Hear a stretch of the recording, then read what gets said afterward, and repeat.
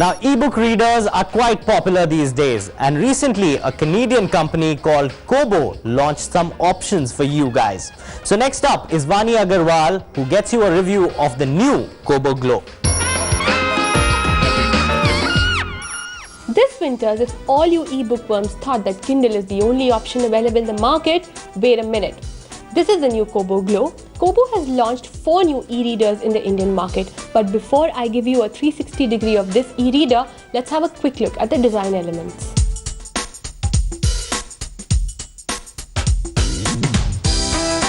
When I held the Kobo Glow in my hands, this e-reader feels just right.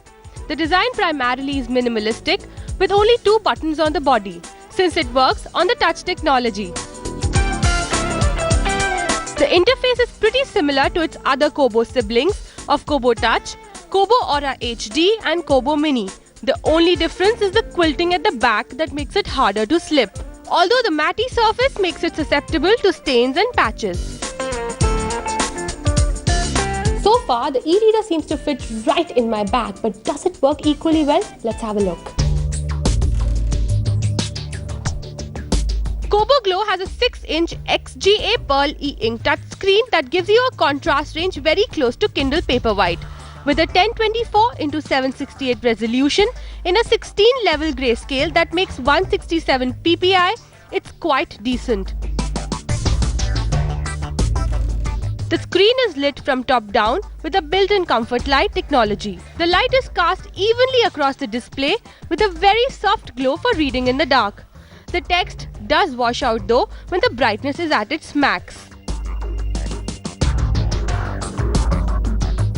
Performance-wise, it has a Freescale Solo 6 1GHz processor, which is quite fast, and beat this, it has 1 month battery life. Kobo Glow has 2 GB internal memory, which houses 1000 ebooks expandable to 32 GB with a micro SD card. It's Wi-Fi enabled, but it lacks 3G. You can also hook up to the magnanimous Kobo Store, which has over 3.5 million ebooks, newspapers and magazines with 1 million free titles.